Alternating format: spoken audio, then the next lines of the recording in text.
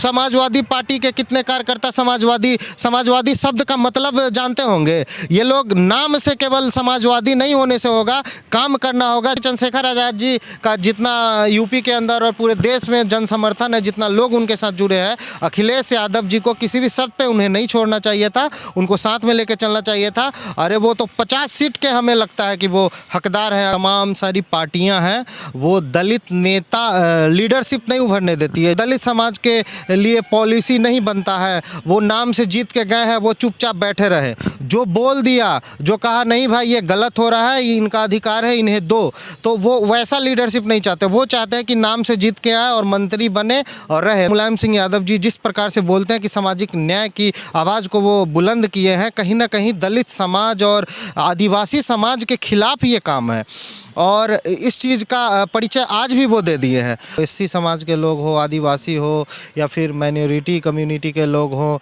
तमाम जो भी कमज़ोर वर्ग है, सभी के लिए भीम आर्मी हमेशा खड़ी रही है। चंद्रशेखर आज़ाद जी आवाज़ उठाते रहे हैं। उत्तर प्रदेश के हर ज़िला में, हर गाँव में वो पहुंच चुकी है। काशीराम साहब हो या फिर बहन जी हो या फिर रामविलास पासवान जैसे तमाम नेताओं ने आगे चल के और ओबीसी दलित एकता को जो मजबूत किया था, वो काबिले तारीफ है। उत्तर प्रदेश के चुनाव में अखिलेश यादव और चंद्रशेखर आज़ाद रावण का गठबंधन होना था, लेकिन ये गठबंधन नहीं हुआ। चंद्रशेखर आज़ाद रावण ने बोला कि दलितों का अपमान हुआ है, बहुजन समाज का अपमान हुआ है। उन्होंने ये भी बोला कि अखिलेश यादव ने ऐन वक्त पे उन्हें धोखा दिया है। अब इस पे यूपी चुनाव का क्या असर होगा, हम बात करेंगे मनीष पासवान से, जो कि दलित एक्टिविस्ट हैं। सर, गठबंधन तो नहीं हुआ, तो इस पे यूपी चुनाव का क्या असर होगा? देखिए, हम देख रहे थे मीडिया के माध्यम से, ये बहुत ही दुर्भाग्यपूर्ण है। वो चंद्रशेखर आज़ाद जी बोल रहे थे कि हम 6 महीना से लगातार मतलब भैया बोल के संबोधित कर रहे थे, उनके संपर्क में है। और जिस प्रकार से आप देखेंगे कि हम भी भीम आर्मी में रहे हैं और काफ़ी दिनों तक हम लोगों ने बहुत मजबूत किया था, लेकिन अभी नहीं है फ़िलहाल। लेकिन जो वर्तमान स्थिति है, आप भीम आर्मी को देखेंगे तो पूरे उत्तर प्रदेश के हर ज़िला में, हर गांव में वो पहुंच चुकी है। और आप देखेंगे बड़े पैमाने पे वो एससी समाज के लोग हो, आदिवासी हो या फिर माइनॉरिटी कम्युनिटी के लोग हो, तमाम जो भी कमज़ोर वर्ग है, सभी के लिए भीम आर्मी हमेशा खड़ी रही है। चंद्रशेखर आज़ाद जी आवाज़ उठाते रहे हैं। और जिस प्रकार से ये कहा गया कि भाई 2 सीट उनको दिया जाएगा, तो मुझे नहीं लगता है कि चंद्रशेखर आज़ाद जी 2 सीट के लिए ही मतलब 2 सीट के लायक हैं। क्योंकि आप देखेंगे कि हर ज़िला में उनके पास लोग हैं, हर ज़िला में कमेटी है, बड़े पैमाने पे लोग उनसे जुड़े हैं और जहाँ भी जाते हैं जनसैलाब उनके साथ रहता है। तो ये कहीं ना कहीं उनके साथ धोखा हुआ है।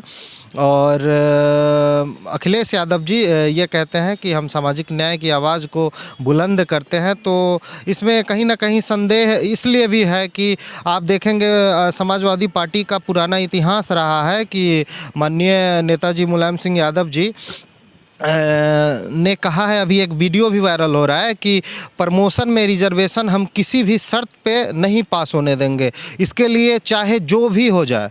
मतलब वो यहाँ तक है कि जो भी हो जाए हम नहीं होने देंगे। तो आप देखिएगा कि प्रमोशन में रिजर्वेशन के कारण अगर वो लागू होता है तो दलित समाज के लोग जो जिनका प्रतिनिधित्व नहीं है शासन प्रशासन में, तो उससे उनको आगे बढ़ने का मौका मिलता है। वो और बाबा साहेब अम्बेडकर ने जो रिजर्वेशन लागू किया था, तो उसका व्यापक तौर पे दूरदर्शी एक सोच होता है कि बड़े ऊंचे पद पे भी उन्हें रोक दिया जाता है, तो प्रमोशन के माध्यम से वहाँ भी उनको जगह मिल सके। इन चीज़ों का विरोध करना, हम नहीं समझते हैं कि वो मुलायम सिंह यादव जी जिस प्रकार से बोलते हैं कि सामाजिक न्याय की आवाज़ को वो बुलंद किए हैं, कहीं ना कहीं दलित समाज और आदिवासी समाज के खिलाफ ये काम है और इस चीज़ का परिचय आज भी वो दे दिए हैं।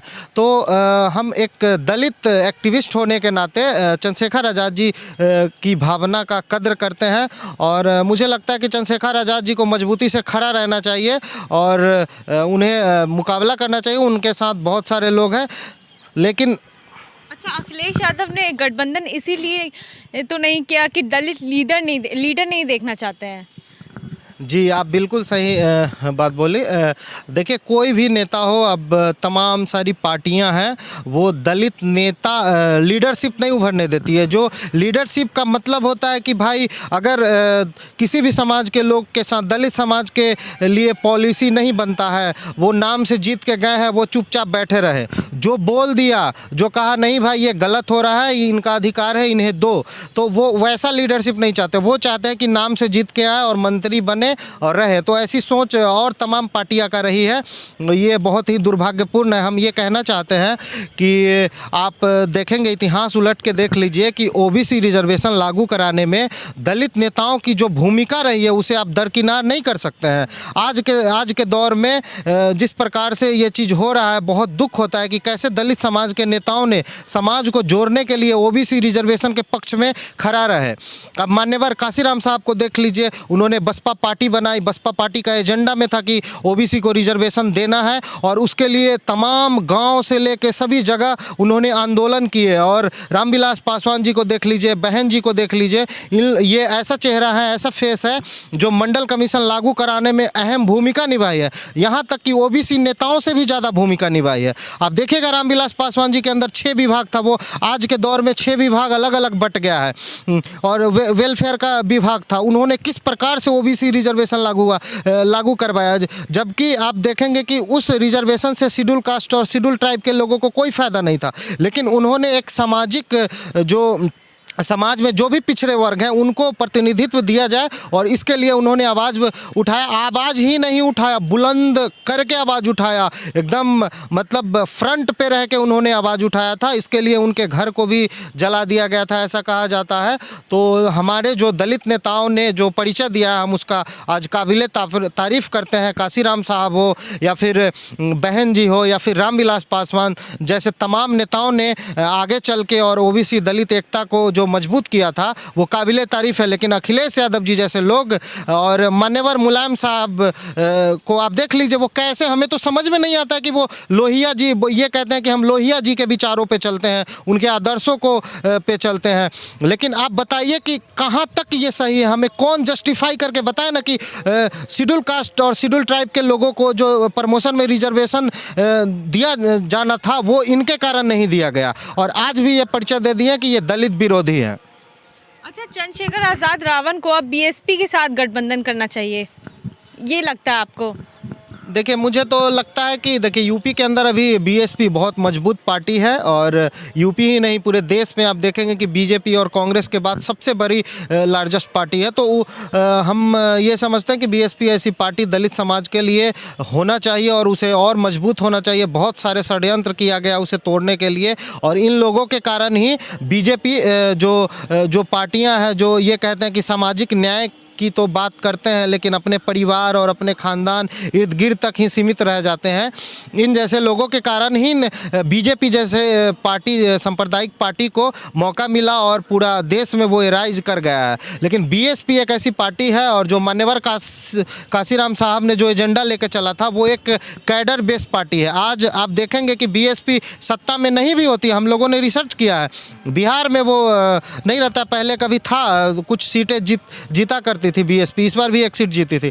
लेकिन बीएसपी का जो उसका जो कैडर है वो समाज में जागरूकता फैलाता है, और वो जागरूकता, उस जागरूकता के कारण ही अब ओबीसी समाज भी जागरूक होते हैं। आप बता दीजिए कि समाजवादी पार्टी के कितने कार्यकर्ता समाजवादी शब्द का मतलब जानते होंगे? ये लोग नाम से केवल समाजवादी नहीं होने से होगा, काम करना होगा। जैसे मान्यवर काशीराम साहब ने जो मॉडल पेश किया है उस प्रकार से काम समाज में करने की ज़रूरत है, और आज सामाजिक तौर पे बीएसपी काम कर रही है सभी जगह। हाँ, सत्ता में नहीं है वो अलग चीज़ है, क्या है नहीं है वो हम नहीं कहते हैं, लेकिन मेरा यह मानना है व्यक्तिगत कि यूपी के अंदर इस बार दलित समाज को बीएसपी को ही मदद करनी चाहिए।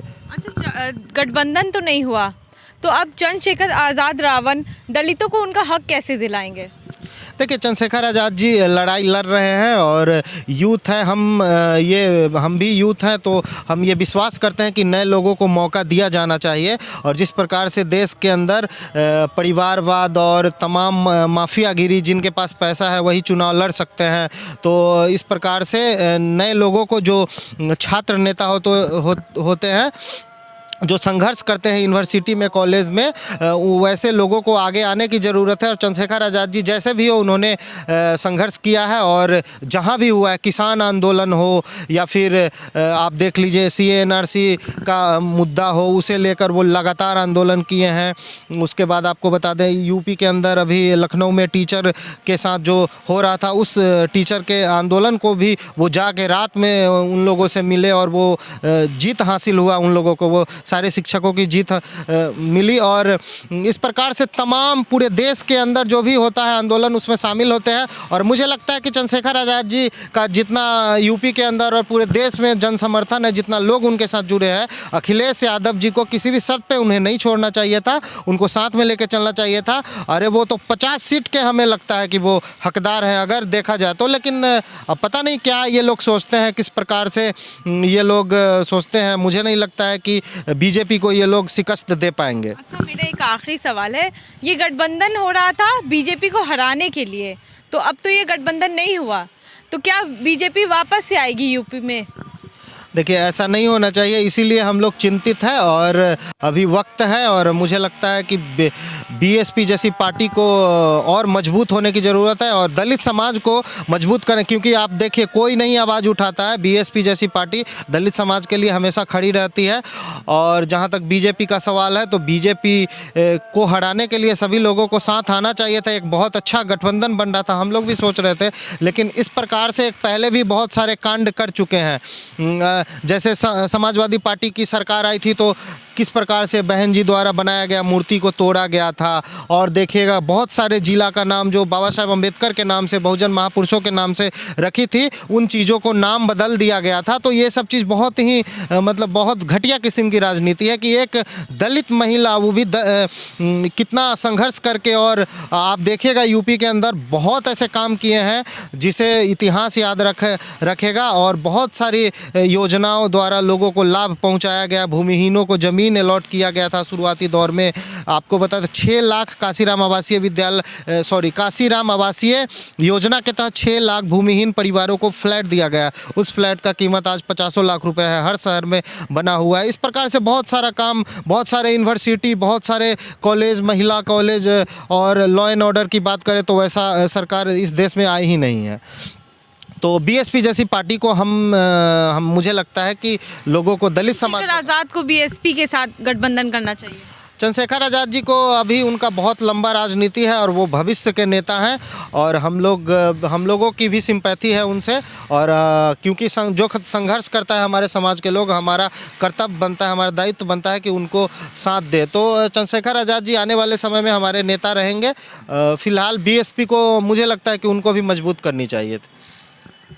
तो ये थे हमारे साथ मनीष पासवान, जो कि दलित एक्टिविस्ट हैं। इनका कहना है कि BSP को मजबूत करनी चाहिए, चंद्रशेखर आज़ाद को BSP के साथ गठबंधन बनाना चाहिए। तो आपको ये वीडियो कैसा लगा कमेंट बॉक्स में ज़रूर बताइएगा। फेसबुक पे देख रहे हैं तो पेज को लाइक कीजिए, यूट्यूब पे देख रहे हैं तो चैनल को सब्सक्राइब कीजिए। शुक्रिया।